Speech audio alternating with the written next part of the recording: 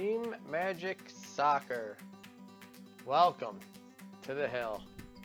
I'm Coaching Director Donovan, and I welcome you to a stay-at-home practice session.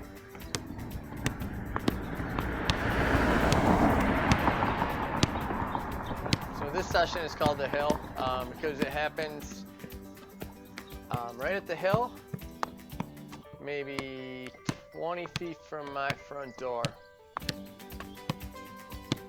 Just had the idea a couple days ago, walking in with some groceries, and as you can see here, the hill has a sidewalk right next to it, which is definitely a great outdoor urban space to utilize for skill development. Here I'm just working on balance, eyes on the ball, and putting my foot up through the middle of the ball. Get a little rhythm going. And just have one touch bounces.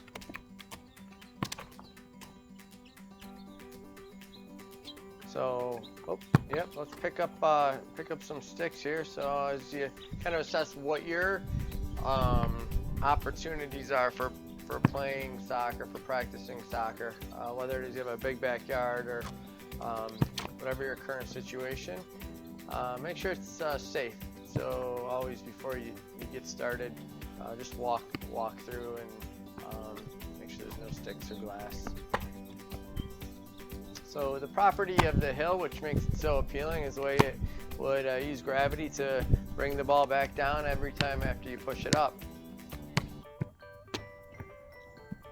You see I'm using a volley technique to either play the ball in the air up to the hill or down on the ground inside of the foot pass, and either way it'll bring it down to my foot and I can reset the practice. A few cones in this environment. Okay, so I have some sort of side-on targets that I can play the ball through and then move down the sidewalk to catch the ball on the other side. So again, a volley opportunity to go back and forth.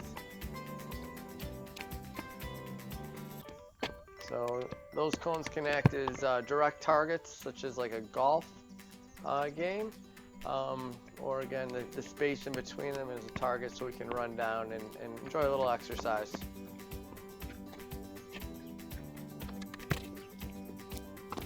Always watching the ball right to your foot.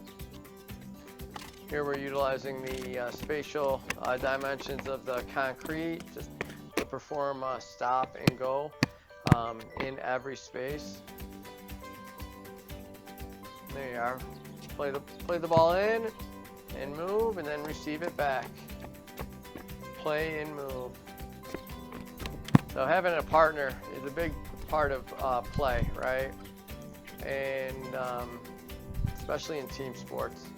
So in a volley environment like this, whether it be a wall or a inclined plane, or whatever it is, to return the ball is important to help especially the younger players stay engaged.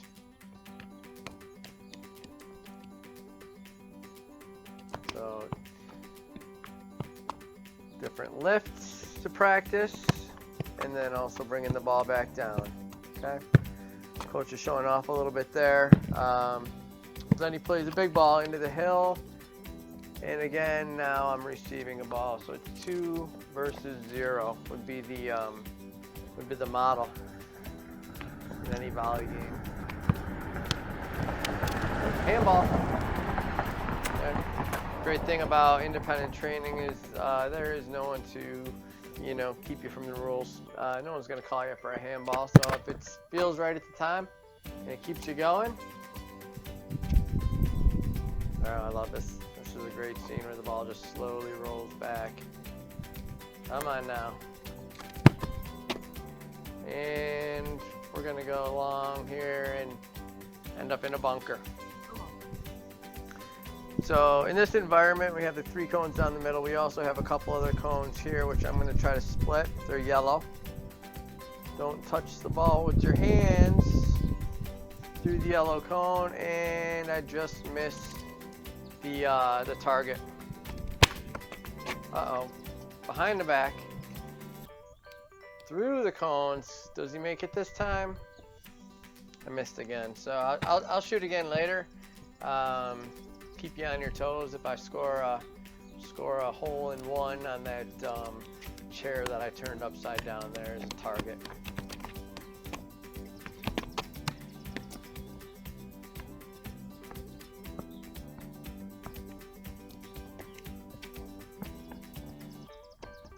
Okay, so a little juggling practice here now.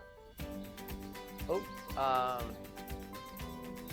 so most of any teams that I work with, I've been working on juggling for part of the season, anyways. And this is juggling and also locomotion. So can you keep the ball up and can you move it down a path?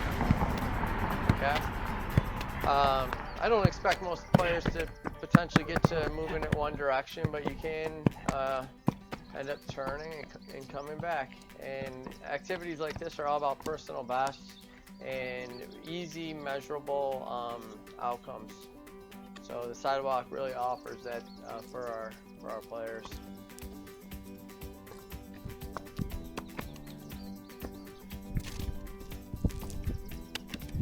Oh, behind the back. Little misdirection. So it's not doing the same dribbling drill 45 times. Here I'm gonna get into that. But having the liberty and the creativity to during a session like this to go ahead and feel free, like they can practice it.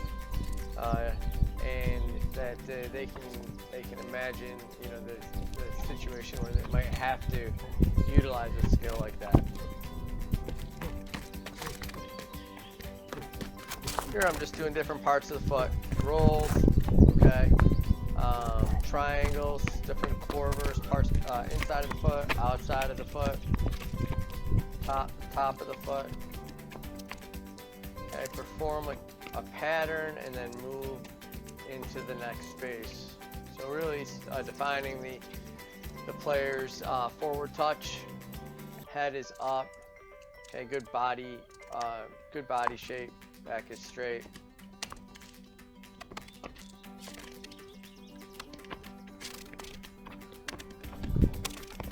Okay. Definitely a good activity for ankle dexterity and strength, especially if you're doing little patterns like that.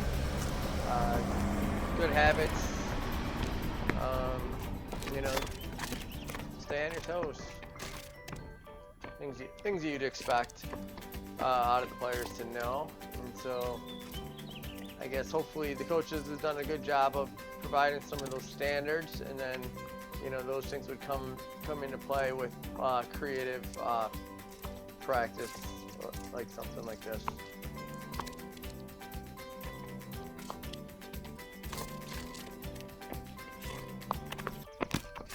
I will say watching yourself practice is a great tool, right? Because we all look a certain way when we play. You know, it's probably like, you know, the Cristiano Ronaldo. We all have this kind of image of ourselves, I think, of the way we look and while we play, but not many of us know at this age. So I don't know. I really like this camera angle. If someone wanted to. Oh, here we go. I think I make it. Oof. Close, but no cigar. Okay, so finish up here with some juggling, I think. Again, I love having the rebounder, the giant wall, because in the game of soccer, you always need to keep possession, however that is. And you need to be able to get the ball away to the next person. So it's always little touches, you know. Maybe you just receive the ball, maybe you play simple, whatever it is you do.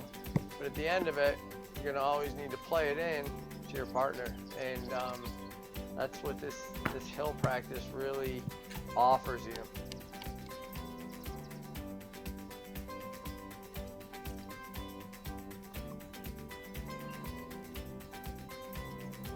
So anyways, I appreciate it. Hope you guys enjoyed the video. Maybe get some ideas. If you don't have a hill, what are the resources you have in your surrounding area to get a ball out and have some fun.